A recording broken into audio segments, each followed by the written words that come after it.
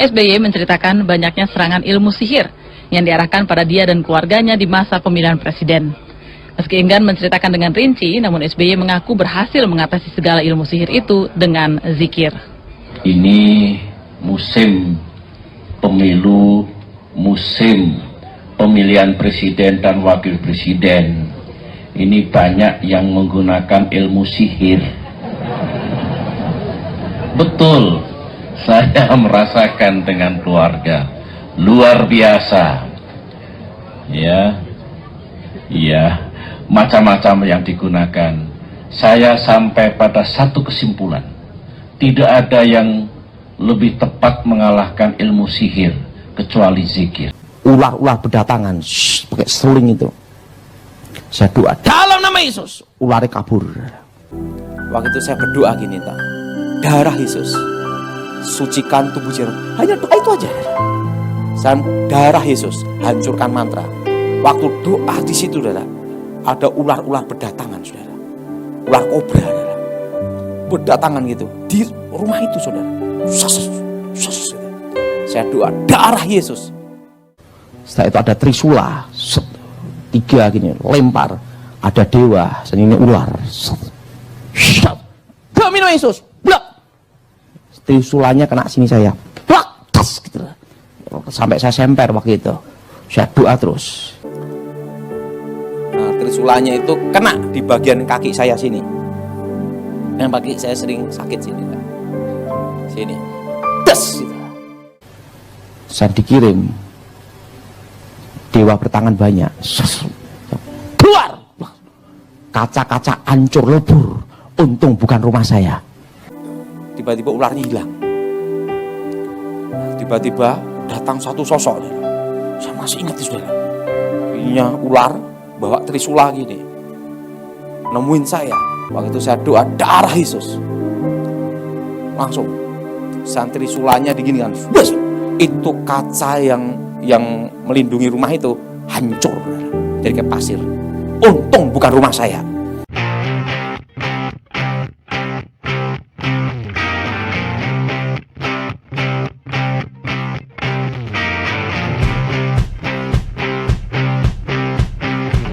Meboye bukanlah kesalahan. Sikap Meboye juga tidak usah terlalu dipermasalahkan. Maka silahkan Meboye jika itu menjadi pintu pembuka dan penyemangat kita untuk mendalami sesuatu lebih lanjut guna menemukan kebenaran sejatinya. Tetapi jangan pernah Meboye jika Anda tidak mempunyai ulasan dan alasan yang lebih logis untuk tidak mempercayai isi konten video ini. Ini adalah video tentang opini, analisa, dan sudut pandang yang kemungkinan bisa sama atau bahkan jauh berbeda dari apa yang Anda pikirkan. Maka hargai perbedaan dan silahkan tulis sudut pandang Anda di kolom komentar.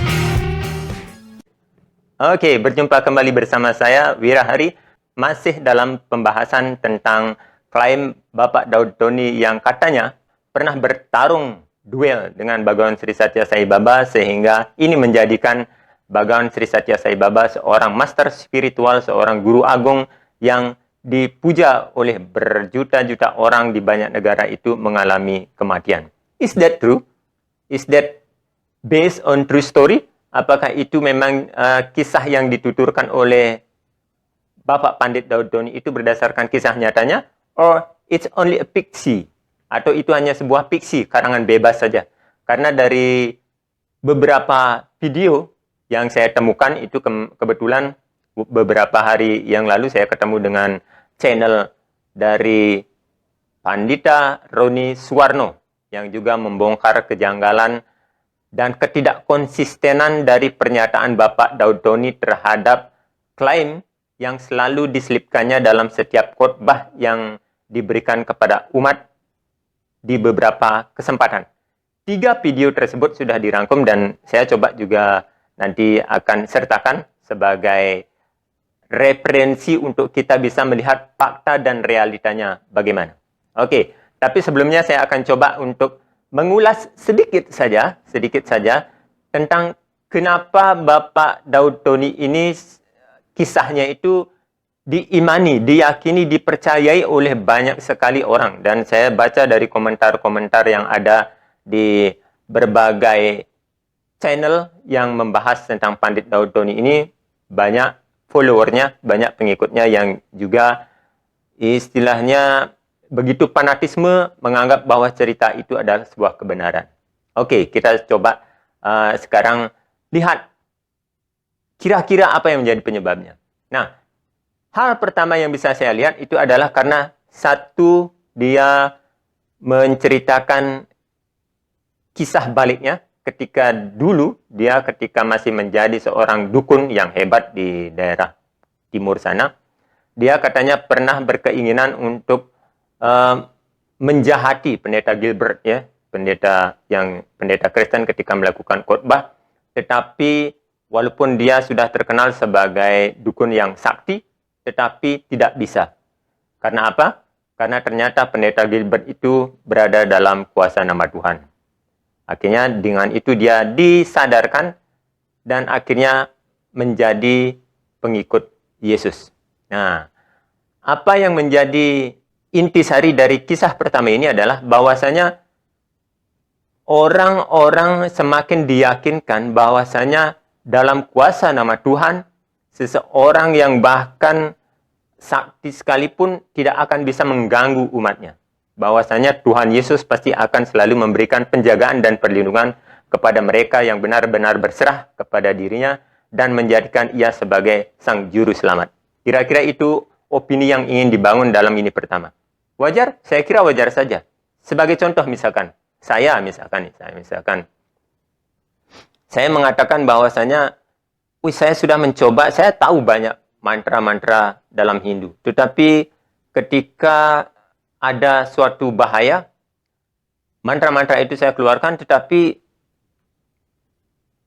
ilmu gaib itu tidak hilang sama sekali.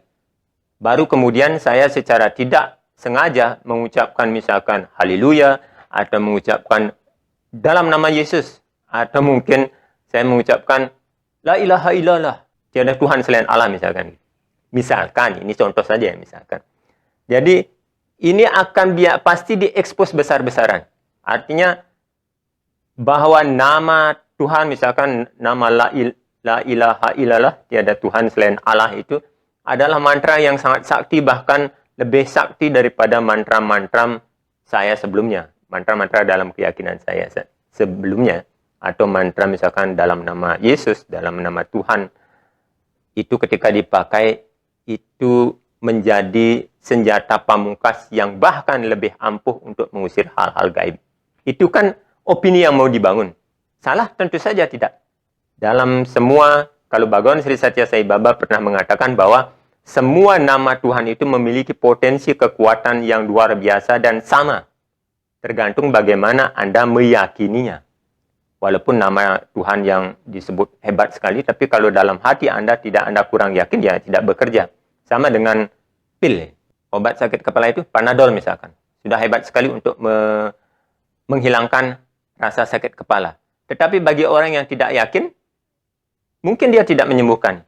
Tetapi hanya secangkir kopi saja sudah bisa menyembuhkan sakit kepalanya. Jadi ini diperlukan serada atau keyakinan dari kita sendiri untuk bisa mensugesti diri bahwa nama Tuhan yang kita pakai itu adalah mujarab, bermanfaat, dan mempunyai potensi kekuatan yang luar biasa.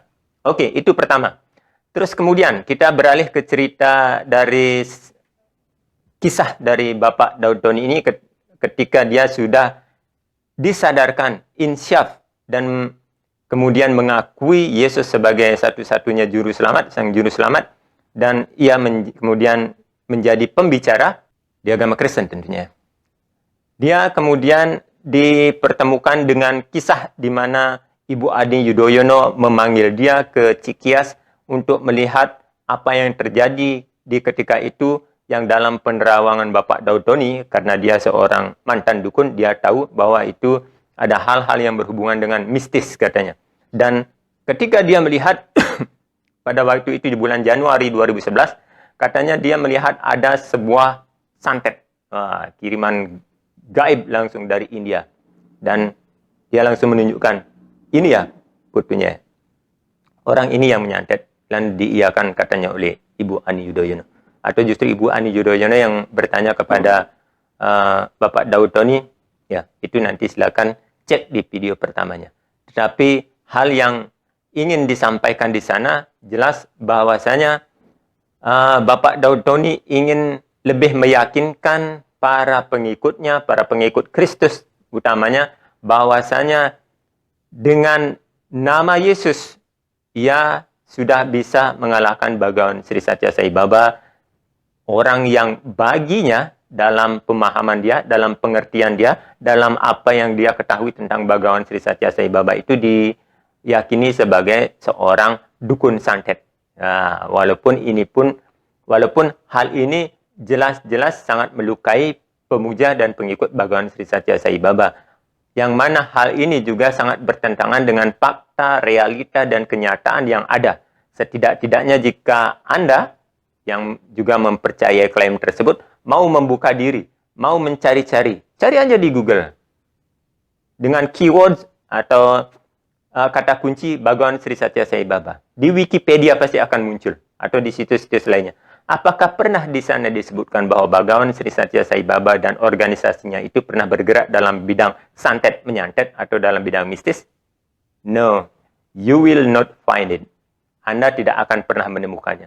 Karena memang fakta dan realita sudah menunjukkan dengan pasti bahwasanya Bhagawan Sri Satya Sai Baba dan organisasi yang dibuatnya itu hanya bergerak dalam bidang sosial spiritual untuk bidang kemanusiaan, di mana kerja nyata beliau dalam bidang 3 wing, bidang kegiatan yakni pelayanan untuk mendirikan lembaga-lembaga pendidikan secara gratis, untuk memberikan sumbangsih dalam bidang kesehatan secara gratis, dan juga social water project untuk memberikan layanan irigasi dan pengairan kepada beratus-ratus desa di daerah India Selatan Puttaparthi. Itu sudah diakui oleh negaranya sendiri.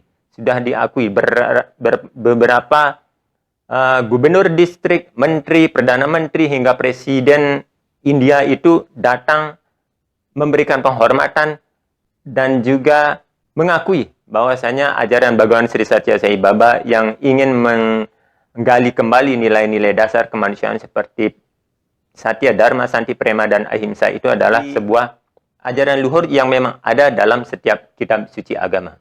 Sebagaimana juga yang sudah saya sertakan di video pertama, yakni bagaimana korelasi atau hubungan dan keselarasan pesan dan ajaran Yesus Kristus dengan pesan dan ajaran yang diberikan oleh Bhagawan Sri Satya Sai Baba. Nanti silakan cek di video saya pertama. Dan jika kita juga rajin untuk menyimak bahwasanya di sana dalam beberapa video tentang Bhagawan Sri Satya Sai Baba yang berjudul apa dan di mana salahnya Sai Baba, itu saya juga menyertakan sebuah video, link video di mana lembaga dunia internasional yakni PBB sendiri sudah memberikan penghargaan, pengakuan kepada organisasi yang dikomandoi langsung oleh Bhagawan Sri Satya Sai Baba.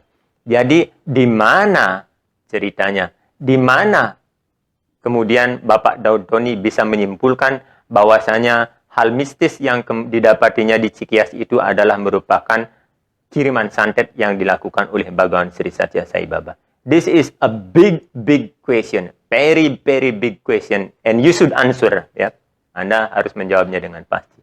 So, we back to point. Kita akan kembali ke poin. Dulu saya pernah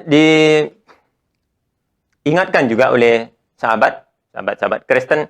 Dia mengutip, kalau saya coba cari-cari apa yang pernah dikatakannya itu sebagai harus sebuah kehati-hatian agar di akhir zaman ini, karena banyak sekali orang-orang yang akan menjadi guru-guru palsu. Orang yang bertindak seolah-olah dia menjadi seorang guru, tapi nyatanya hanya kepalsuan saja. Sebagaimana yang mungkin juga sudah kita lihat di televisi beberapa pekan lalu, tentang bagaimana pesulap merah juga membongkar orang-orang yang tampaknya sangat spiritual, sangat agamais, tetapi nyatanya hanya kepalsuan belaka. Itu rentetan ceritanya sudah sering sekali ada di Indonesia, ya. Sudah sering sekali kita lihat. Dan makanya sahabat tadi mewanti-wanti hati-hati. Ya. Mungkin dalam hal tersebut, sahabat saya tadi sedang mengingatkan besar kemungkinan bahwa Bhagawan Sri Satya Sai Baba masuk di dalamnya sebagai salah satu guru palsu yang akan ada di zaman kali ini. Is that true? Kembali, apakah itu benar atau tidak? Saya coba searching dari apa yang pernah disampaikan oleh sahabat tadi, dan ya, terima kasih karena akhirnya ketemu juga. Semesta mempertemukan saya dengan channel Pandit Roni Suwarno ini, dan di sana juga ada disebutkan seperti ini. Saya bukan seorang Kristen, tetapi saya pernah membaca kitab suci dari agama Kristen ini. Kebetulan beberapa sahabat saya itu pernah menjadi, atau mungkin masih sekarang masih menjadi saksi-saksi Yehova. Dari mereka saya banyak mendapatkan buku-buku tentang pengajaran Yesus Kristus.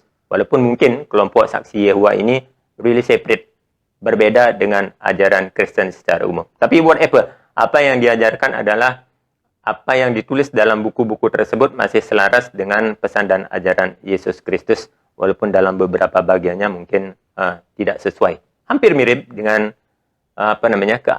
keberadaan Hari Krishna di tubuh agama Hindu. So, kita kembali. Dalam agama Kristen di kitab sucinya ada disebutkan di Matius 7:15. Waspadalah terhadap nabi-nabi palsu yang datang kepadamu sambil menyamar seperti domba, tetapi sesungguhnya mereka adalah serigala yang buas. Nah, ini nubuat yang pernah disampaikan oleh Yesus agar pada zaman-zaman selanjutnya, setelah zaman Yesus ini, orang-orang harus berhati-hati, pengikutnya harus berhati-hati. Karena banyak bermunculan orang-orang yang tampak agamais, tampak spiritual sekali, bahkan dia mencatut nama Tuhan, sering mempergunakan Tuhan sebagai tamengnya, tetapi dia seolah-olah seperti domba. Dia menyamar seperti domba, tetapi sesungguhnya mereka adalah serigala yang sangat buas. Kemudian di ayat selanjutnya, Matius 7:16. Dari buahnya lah kamu akan mengenal mereka. Dapatkah orang memetik buah anggur dari semak atau memetik buah ara dari semak berduri? Nah, ini diberikan kunci atau diberikan jawaban sendiri oleh Yesus bagaimana kita harusnya menjadi cerdas, harusnya menjadi waspada, hati-hati dengan tetap mengedepankan logika, akal sehat, akal yang waras ya. Karena sebagaimana yang sudah saya singgung sebelumnya, bahwasanya Tuhan memberikan kita ini 2 telinga, 2 mata, dan 1 mulut saja, agar kita lebih banyak mengumpulkan informasi itu dari 2 arah yang berbeda, dari telinga kanan, telinga kiri, memandang lebih banyak lagi, mengumpulkan fakta, informasi dari apa yang akan kita yakini itu sebelum benar-benar pada kesimpulan. Jangan kemudian langsung fanatik buta, pokoknya saya percaya dan yakin sama beliau. Tetapi hanya berdasarkan klaim sepihak saja, seperti yang disampaikan oleh Guru Gembul. Klaim yang dilakukan hanya dalam sepihak, tidak ada cross-check-nya sama sekali, kedua-duanya tidak bisa dianggap sebagai sebuah kebenaran. So, di Matius 24:14, nubuat Yesus ini terutama merupakan jawaban atas pertanyaan yang muridnya kemukakan. Apakah tanda kedatanganmu dan tanda kesudahan dunia? Kemudian Yesus memberikan kepada mereka jawaban. Jawaban Yesus kepada mereka adalah, waspadalah, supaya jangan ada orang yang menyesatkan kamu, sebab banyak orang akan datang dan memakai namaku, lalu berkata, akulah Mesias, dan mereka akan menyesatkan banyak orang. Banyak nabi palsu akan muncul dan menyesatkan banyak orang, dan karena makin bertambahnya kedurhakaan, maka kasih kebanyakan orang akan menjadi dingin. Tetapi orang yang bertahan sampai pada kesudahannya akan selamat, dan Injil kerajaan ini akan diberitakan di seluruh dunia, menjadi kesaksian bagi semua bangsa. Sesudah itu barulah tiba kesudahannya. Di sini juga dijelaskan bagaimana selain tadi, secara singkat di Matius 7:16, Yesus mengatakan dengan bahasa, biasanya bahasa yang saya temukan di sana memang sering menggunakan bahasa kias ya, bahasa kiasan yang perlu dikupas kembali. Dan dari buahnya lah kamu akan mengenal mereka. Dapatkah orang memetik buah anggur dari semak berduri atau memetik buah ara dari semak berduri? Itu bahasa kiasannya. Nah, di sini lebih ditekankan lagi secara lebih mendetail bagaimana kita cara menguji, cara untuk menganalisa apakah ini guru palsu ataukah guru yang asli. 14 kali dalam kitab-kitab Injil, Yesus mengingatkan muridnya agar waspada terhadap pemimpin-pemimpin yang akan menyesatkan. Yakni di Matius 7.15, ada 16.6, ya, dan sebagainya. Itu nanti mungkin lebih bagus nanti Anda lihat channel kalau yang memang tertarik, lihat channel-channel yang Kristen. Tetapi pada akhirnya, di tempat lain orang percaya dinasihati untuk menguji pengajar, pengkhotbah, dan pemimpin di dalam gereja. Langkah-langkah berikut dapat dipergunakan untuk menguji apakah seorang penceramah atau guru tersebut adalah palsu ataukah yang memang benar asli. Pertama, perhatikan watak mereka. Apakah mereka itu berdoa dengan tekun serta mengabdi kepada Allah dengan tulus dan sungguh-sungguh? Apakah mereka sudah menyatakan buah roh mengasihi orang berdosa, membenci kefasikan dan mengasihi kebenaran, serta gigih menentang dosa? Nah, itu perhatikan. Apakah dia sungguh-sungguh sudah mengatakan buah roh dan mengasihi orang yang berdosa? Karena bagaimanapun, sebagaimana kisah yang mungkin sudah sering kita dengar, bahkan seorang prostitusi, seorang yang wanita jalang, itu ketika semua orang menghakimi itu sebagai sesuatu yang salah, ingin melempari dengan batu, kemudian Yesus datang dan bertanya, siapa di antara kalian yang tidak pernah berdosa, boleh menjadi pelempar pertama dari wanita tersebut. Ya, ini kalimat yang sangat baik sekali. Dalam artian, jangan sok menghakimi, jangan sok terlalu bersih dari dosa-dosa, sedangkan engkau sendiri adalah seorang pendosa, seorang yang juga diliputi oleh berbagai dosa. Jadi jangan menghakimilah. Biarlah Tuhan saja yang menghakimi apakah itu sebuah kesalahan atau tidak. Biarkan Tuhan yang memberikan hukuman. Bukan dengan kita misalkan seperti tadi, apalagi mengklaim bahwasanya Bhagawan Sri Satya Sai Baba yang track recordnya sangat baik sekali di mata dunia itu dikatakan dukun santet yang kemudian diajak duel dan dibunuh oleh Bapak Daud Tony. Apakah ini sesuai dengan ujian pertama? Langkah ujian pertama? Nanti silakan Anda sendiri yang menjawabnya. Kemudian cara untuk menguji kedua, yakni perhatikan motivasi mereka. Pemimpin Kristen yang sejati akan berusaha melakukan 4 hal, yakni 1. Menghormati Kristus, memimpin gereja kepada pengkudusan, menyelamatkan orang-orang yang terhilang, dan ia memberitakan serta mempertahankan Injil Kristus dan ajaran Sang Rasul. Ketiga, ujilah buah dalam kehidupan dan berita. Buah atau hasil pelayanan pekerja palsu ini seringkali terdiri dari orang yang bertobat, yang tidak sepenuhnya menyerah kepada segenap firman Allah. Hal ketiga, ini saya dapatkan di internet ya. Nah, nanti sumbernya silakan nanti cari.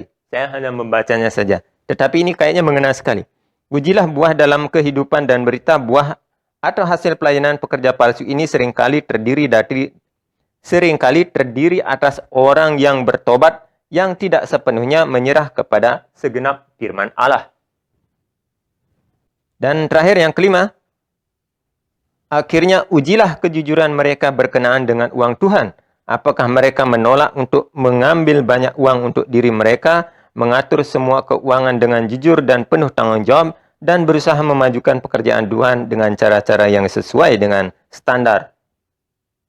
Itu di poin kelima. Saya kira jelas sekali bagaimana umat seharusnya bisa menguji guru-guru palsu tersebut. Ya, dari melihat tingkah lakunya, bagaimana dari pembicaraannya. Pembicaraan mungkin bisa dibuat-buat. Mungkin dia pintar sekali menata kata, tetapi dalam actionnya tidak sesuai. Tidak ada keharmonisan, keselarasan antara apa yang dipikirkan, apa yang diucapkan, dan apa yang dibuatnya. Dan ini tentu saja salah satu dari guru-guru palsu yang harus kita hindari. Bagaimana dengan Bhagawan Sri Satya Sai Baba? Ya, saya serahkan kepada Anda untuk mengujinya. Anda bisa meneliti Bhagawan Sri Satya Sai Baba secara realnya. Secara realnya Anda bisa mengumpulkan dari berbagai macam sumber. Dan tentu saja ada pro dan kontra. Apalagi sekarang di sosmed di YouTube, di Google juga bertebaran hal-hal yang bersifat hoax. Ya, seperti video-video tersebut lah. Coba lihat. Coba ketik Bhagawan Sri Satya Sai Baba atau Satya Sai Baba. Itu akan bermunculan yang sudah punya subscriber banyak dan juga viewernya banyak sekali, pasti menepati rating yang teratas. Ditambah lagi propaganda yang pernah dibuat oleh BBC tentang hal negatif yang katanya pernah dibuat oleh Bhagawan Sri Satya Sai Baba, yakni masalah pedofilia. Dan ini sudah saya buatkan videonya. Saya langsung dapat penuturan dari Mr. Ishak Tigret, founder Hard Rock Cafe, yang kebetulan pada waktu itu jelas tahu cerita aslinya. Bagaimana produser BBC tersebut juga merayu dan mengajak Mr. Ishak Tigret untuk ikut membuat hoax propaganda agar nama baik Bhagawan Sri Satya Sai Baba itu ambruk.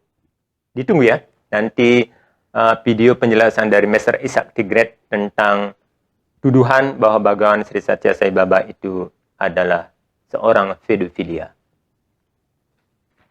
So, sekarang kita beralih ke klaim Bapak Daud Tony ya.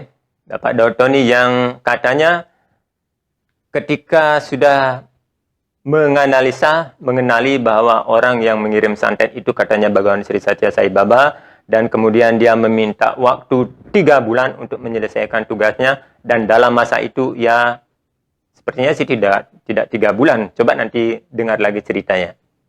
Ia mengatakan 3 bulan, tetapi pertarungannya hanya beberapa hari saja. Mungkin 1 hari. Dia katanya pertama didatangi oleh ular-ular. Kalau dalam Kristen, ular ini biasanya konotasinya kan negatif sekali. Biasanya dihubungkan dengan ilmu-ilmu hitam. Walaupun tidak semua penggambaran tentang ular itu adalah sesuatu yang buruk.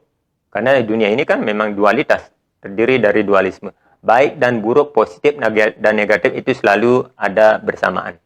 Jadi kalau ular dikatakan hanya negatif saja, bagi saya kurang sependapat. Kita lihat, kalau di Hindu, beberapa dewa itu, khususnya Dewa Siwa, dia mengalungkan ular kobra di lehernya. Ular kobra di lehernya artinya dia yang menguasai kecenderungan negatif dari ular tersebut. Ular-ular yang ada dalam diri kita, ini lidah kita kadang seperti ular berbisa. Kalau bisa ular, bisa menyembur dan bisa menyebabkan kematian. Kalau leher kita salah ngomong, memfitnah, sehingga orang seperti misalkan kasus Ahok, itu kan kena fitnah juga. Itu kalau orang yang tidak sehat bisa sampai mati loh.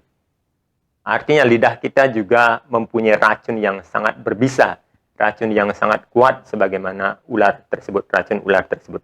Makanya Dewa Siwa lah yang memegang kontrol terhadap tersebut. Orang-orang yang memuja Dewa Siwa berharap agar kecenderungan negatif dari kesalahan kata-kata, kesalahan lisan yang dilakukan oleh manusia itu bisa dikontrol sepenuhnya oleh Dewa Siwa. Dikontrol. Maksudnya demikian, penggambaran ular di leher Dewa Siwa. Apalagi kalau di Hindu itu ular yang besar sekali, Anantasesa itu lebih dimaknai sebagai kekuatan daripada Sri Wisnu atau Narayana, Balarama sendiri. Saya dulu pernah memimpikan ular besar seperti ini, berkilau-kilauan dari lautan datangnya, dan ya saya tidak diapa-apain dan saya juga tidak takut.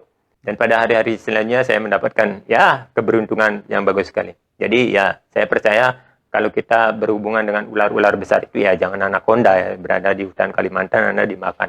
Tetapi dalam mimpi-mimpi tersebut itu tidak berarti hal yang buruk. Tetapi kalau mimpi ular-ular kecil itu biasanya memang berhubungan dengan mistis dunia gaib, atau hal-hal yang bersifat kebencian, iri hati untuk menyerang seseorang secara mistis. Biasanya itu. So, itu masalah ular. Sedikit ngaruh ngidul. Cuma sebagai pembanding saja, agar Anda bisa lebih terbuka bahwasanya tidak semua ular tersebut disimbolkan sebagai sesuatu yang negatif. Kita lihat di farmasi. Itu dalam dunia pengobatan kan simbolnya ular juga. Ular yang sedang membelilit gini obat. Artinya ya mungkin bahwa racun dari ular tersebut juga bisa menjadi obat ketika kita mau mempelajari, menganalisanya. bagaimana untuk menemukan penawar dari racun tersebut. Mungkin, saya bukan orang yang bergerak dalam dunia pengobatan, tetapi intinya demikianlah. Kita tidak bisa mengatakan bahwa satu simbol itu mewakili hal-hal yang negatif saja. So, kita kembali kepada kisah dari Bapak Daud Tony yang selanjutnya, ketika ular-ular tersebut katanya datang dan dilawan dengan atas nama Yesus. Ya, mantranya begitu. Ular-ular itu pada kabur, ngacir. Tetapi ada kejanggalan. Nah, di sini diperhatikan oleh Pandit Roni Suwarno bahwasanya ketidakkonsistenan dari Bapak Daud Tony adalah ketika dia menceritakan di video pertama katanya dia melawan segala hal-hal gaib yang datang kepadanya itu dengan mantra dalam nama Yesus. Tetapi kemudian di video selanjutnya di tempat yang lain kepada jemaat yang lain dia berkata bahwa mantranya adalah dalam darah Yesus. Wah, itu sudah berbeda katanya. Saya bukan orang Kristiani, jadi saya tidak bisa menjelaskan secara detail apa perbedaan mantra dalam nama Yesus dengan mantra dalam darah Yesus. Nanti silakan cek atau tanyakan kepada orang-orang Kristen, atau mudah-mudahan ada sahabat saya orang Kristen yang lebih mengerti tentang hal ini. Silakan nanti tulis di kolom komentar untuk menambahi penjelasan yang coba saya berikan di video kedua ini. Selanjutnya, setelah ular-ular itu pergi dan dikalahkan katanya dengan mantra tersebut, lalu muncul seseorang yang tinggi besar, hitam, lehernya dikalungi ular, dan dia membawa trisula. Nah, who is he? Siapa orang yang dimaksud? Berdasarkan ciri-ciri yang disampaikan oleh Pandit Daud Tony, oleh Bapak Daud Tony, itu kalau kita melihat, atau cobalah cari di Google, atau saya yakin masyarakat Indonesia juga sudah pada tahu karena sering menonton TV-TV tentang dewa-dewa Hindu di Antv, itu Anda pasti tahu bahwa yang dimaksud atau dewa-dewa yang memiliki ciri-ciri khusus seperti itu adalah penggambaran dari Dewa Siwa. Dalam film Mahadev Anda tahu ya, itu adalah Dewa Siwa. Sungguhkah Dewa Siwa datang dan bertarung dengan Pandit Daud Tony? Dan benarkah Pandit Daud Tony, seorang manusia yang dulunya dukun itu, berhasil mengalahkan Mahadewa, dewa dari segala dewa? Kita lihat dulu profil Dewa Siwa berikut ini. Dalam kitab Mahabharata, Siwa lebih sering disebut sebagai Mahadewa atau dewa tertinggi di antara para dewa. Kitab itu juga menjelaskan asal mula Siwa mendapatkan sebutan demikian. Pada suatu waktu, para dewa menyuruh Dewa Siwa membinasakan makhluk-makhluk jahat yang tinggal di Tripura. Ini ada sebuah tempat yang bernama Tripura. Itu banyak sekali makhluk-makhluk roh-roh jahat, di mana dia selalu mengganggu orang-orang yang sedang melaksanakan dharma. Para dewa memohon kepada Dewa Siwa untuk menghancurkan, membinasakan orang-orang jahat tersebut, atau iblis, setan, atau apalah namanya pada zaman itu. Sehingga salah satu nama dari Dewa Siwa itu disebut sebagai Tripurari, ya. Ia yang membinasakan atau menguasai kota Tripura. Untuk menghadapi makhluk-makhluk itu, Dewa Siwa diberi setengah kekuatan dari masing-masing dewa. Dewa Siwa sebagai salah satu dari 3 dewa utama atau Trimurti yang dipuja umat Hindu, berkuasa atas masing-masing 3 elemen dasar kehidupan, yakni Brahma bertugas menguasai api, Wisnu menguasai air, dan Siwa menguasai angin atau udara. Ketiga hal itu adalah keniscayaan yang diperlukan semua makhluk hidup. Sebagaimana dalam tubuh sendiri yang juga dikatakan sebagai buana alit, kita memerlukan ketiga elemen itu untuk bisa bertahan hidup. Tidak boleh lebih dan tidak boleh kurang. Semua harus dalam takaran yang seimbang. Kelebihan api dalam tubuh menyebabkan tubuh demam. Kekurangan api membuat kita meriang kedinginan. Kelebihan angin akan membuat kita masuk angin atau bergas. Kekurangan air membuat kita dehidrasi, dan kelebihan air membuat perut begah. Nah, dari kelima 3 elemen itu, angin dikatakan menempati unsur yang paling vital. Karena beberapa menit saja kita tidak dapat udara atau angin, badan sudah pasti binasa. Kalau tidak dapat api atau air, mungkin kita masih bisa bertahan beberapa menitnya. Maka bayangkan ya, jika kemudian sang penguasa angin itu sampai dikalahkan oleh manusia yang bernama Bapak Daud Tony, itu bagaimana? Siapa yang akan kemudian mengatur angin tersebut? Tapi nyatanya sampai hari ini ya kita masih menemukan dan bisa menghirup udara sehingga masih bisa bertahan hidup sampai sekarang. Artinya cerita-cerita tentang kekalahan Dewa Siwa melawan Bapak Daud Tony itu kembali harus dipertanyakan oleh akal sehat dan orang yang masih bisa menggunakan logikanya secara sehat. Nah, dalam kisah penuturan Bapak Daud Tony itu dikatakan bahwa ketika dia bertempur dengan Dewa Siwa itu dia kena kakinya, kena dari senjata dari Dewa Siwa itu. Di video pertama kita lihat kakinya sampai semper, katanya gini, sampai semper, kaki kanannya kena trisula. Tetapi kemudian di video-video selanjutnya justru kaki kirinya yang dikatakan kena. Yang benar yang mana, bos? Kaki kanan atau kaki kiri? Jangan ngaco lah. Ini kalau cerita yang benar-benar berdasarkan kisah nyata itu, dia tidak akan berubah-ubah, pasti diingat. Apalagi itu ya berhubungan dengan kesaksian hidup dan mati seperti yang disinggung oleh Pandit Roni Suwarno. Pasti ingat betul kejadiannya, detail-detailnya kita pasti ingat dan tidak mungkin sampai salah. Itu yang kedua ya, kejanggalan yang kedua. Yang pertama, mantramnya berbeda-beda. Kedua, kaki yang kena trisula itu juga berbeda-beda. Yang satu kaki kanan, yang satu kaki kiri, kesempatan lain kanan kiri, entahlah.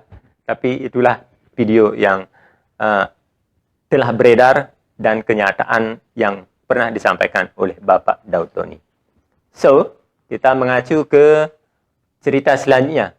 Setelah Dewa Siwa dikalahkan, katanya, muncul lagi dewa lain, dikirim dewa lain yang di video pertama dikatakan berlengan banyak.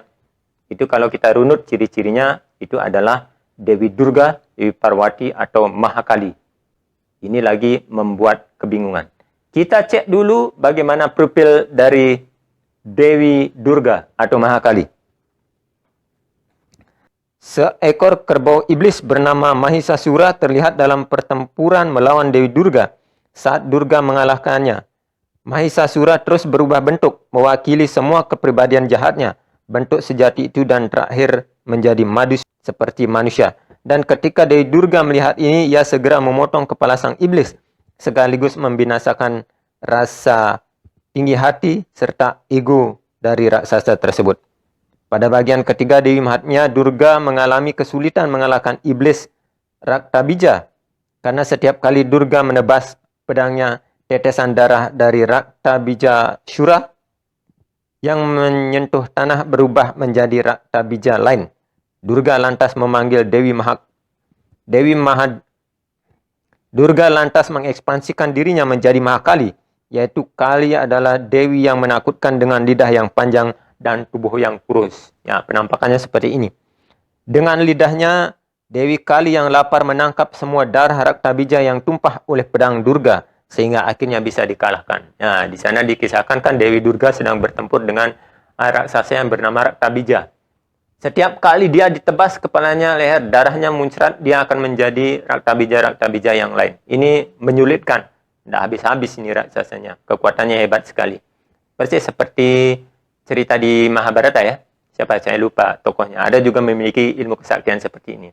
Dan pada waktu itu, Dewi Durga mengekspansikan dirinya sebagai Dewi Mahakali yang berbentuk seram seperti dia.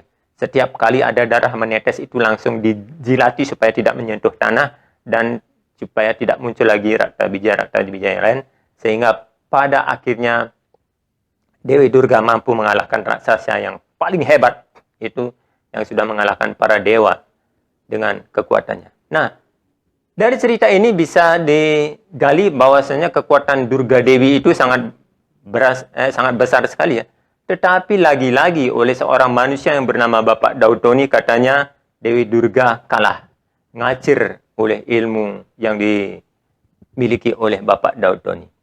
Is it true? Apakah itu benar atau hanya mengarang-arang saja? Sebuah karangan bebas? Mari kita lihat kejanggalan selanjutnya. Apa yang janggal dari kisah Bapak Daud Tony ini adalah ketika dia mengatakan di video pertama bahwasanya ketika dia melakukan pertempuran dengan Dewi Durga, itu kaca-kaca rumah yang dipakai tempat untuk bertarung itu hancur. Lagi-lagi dia berkata dengan banyolanya, untung bukan rumah saya. Jadi apa yang dikatakan di video pertama itu kemudian ketika kita carikan di video yang lain ternyata berbeda. Berbedanya apa? Karena pertama, di video pertama dia mengatakan bahwa yang datang selanjutnya setelah kepribadian Dewa Siwa itu adalah dewa yang berlengan banyak. Tetapi di video selanjutnya dia mengatakan dewa yang bermuka banyak. Nah, ini sudah berbeda.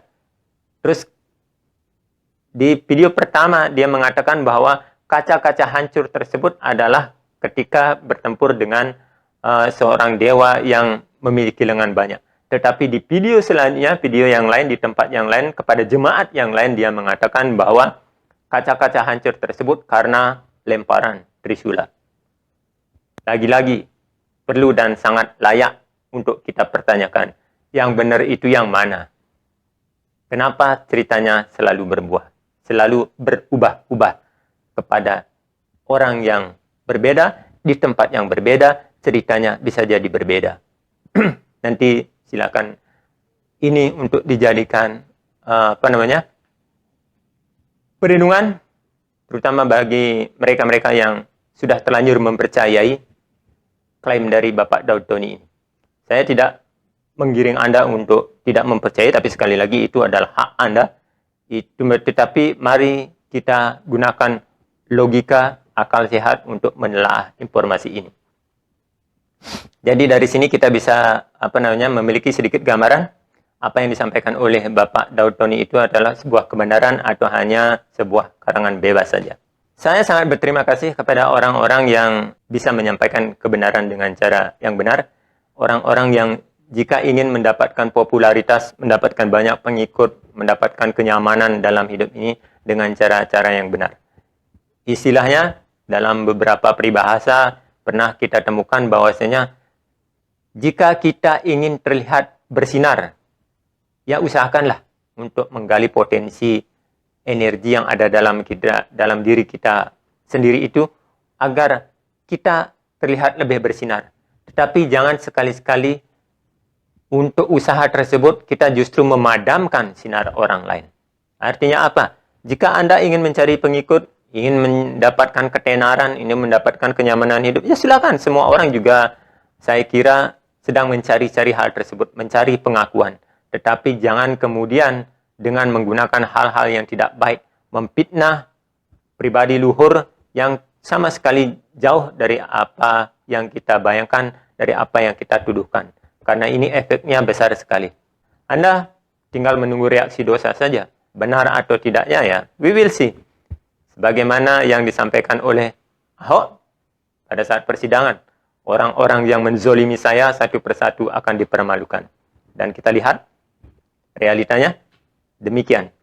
Orang-orang yang tidak bersalah, kemudian dituduh salah, maka sebenarnya Anda sedang melawan Tuhan itu sendiri. Tuhan yang satu yang dipanggil dengan nama Yesus, saya panggil dengan nama Mahadewa, Siwa, atau orang lain menyebutnya dengan nama Allah. Bagi saya, Tuhan itu satu. Jika Anda menghina yang wujud satu yang lain, dan mengagungkan wujud satu, tetapi menghina wujud beliau yang lain, itu bagi saya nonsen. Tidak ada apa-apanya.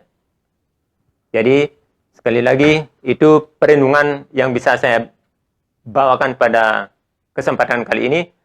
Mohon maaf jika ada kata-kata atau penyampaian saya yang kurang berkenan di hati Anda.